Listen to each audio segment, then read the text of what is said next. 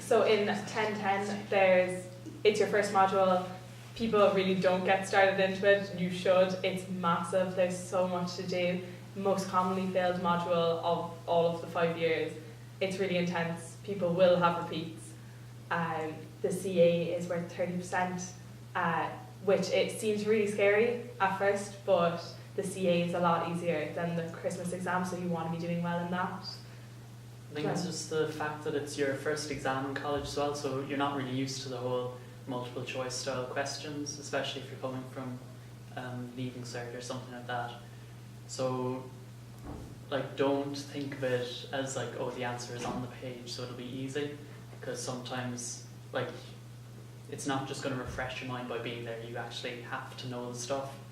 So don't like kind of take it easy coming into the CAs. They put ones in just to throw you off that look like the right answer, and it'll be really finicky little details.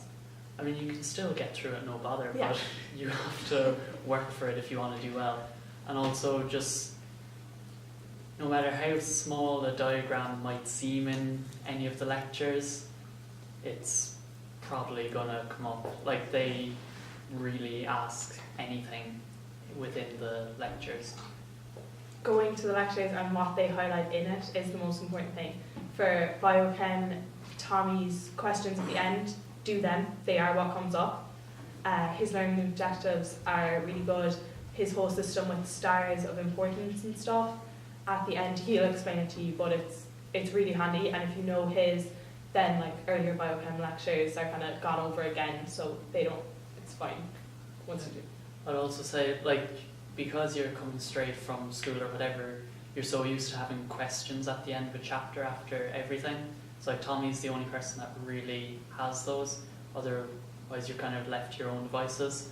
So I would say even use learning objectives as questions. So like, after you do a lecture or whenever you go and study it, see that you can actually answer all of the learning objectives without needing any notes in front of you, and that way like it will definitely help you come the Christmas exam anyway.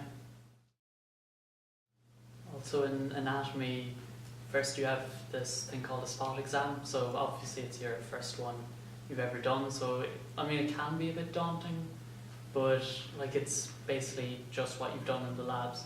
Like, what they put on display is going to be something that you've already seen in the lab.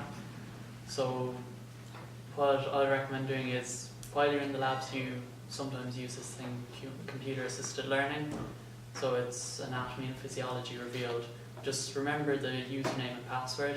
They're all like in the lab, and just use that at home, because it's like having a cadaver in front of you and you just click and they'll have all the labels for you. And all of the sample like spot questions Kathy gives are really handy. They are the same ones that come up in the exam a lot of the time.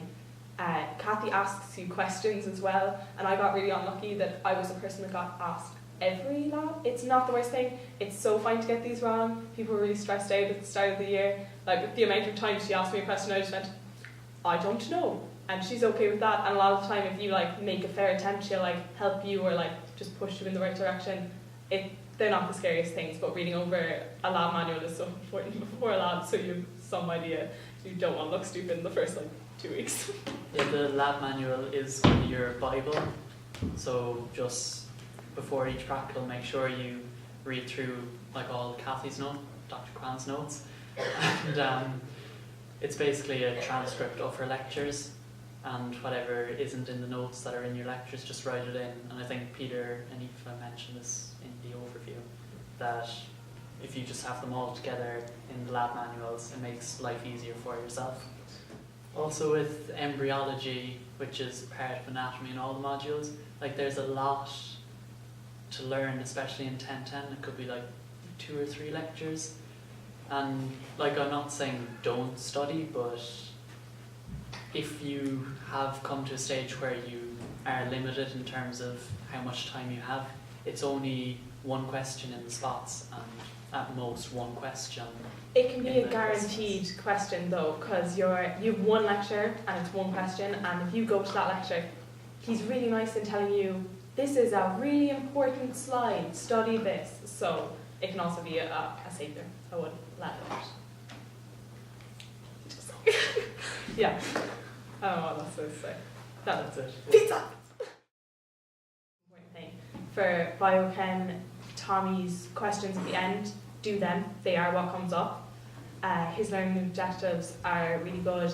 His whole system with stars of importance and stuff, at the end he'll explain it to you, but it's really handy, and if you know his, then like earlier biochem lectures are kind of gone over again, so it's fine once you do.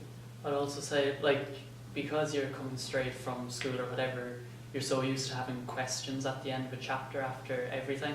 So like Tommy's the only person that really has those, otherwise you're kind of left to your own devices. So I would say even use the learning objectives as questions. So like after you do a lecture or whenever you go and study it, see that you can actually answer all of the learning objectives without needing any notes in front of you, and that way like it will definitely help you come the Christmas exam anyway. For your Christmas exam in biochemistry, Tommy has a lot of short questions, which are all the ones that he has at the end of the lectures, but McCaffrey has an essay and they're worth the same amount of marks, but they're normally really broad titles for the essay, so like there's like carbohydrates, T, RNA, different things, and a lot of it will be kind of leaving cert level stuff that you'll be able to like bring in, but just it's not the scariest thing, it's okay. So even though there's a lot of work goes into the SAQs and you can get them, the essay's still there, don't forget about it. And then with physiology, you have 2 lectures, and like again it's split fairly evenly between their material in terms of what comes up in the exam.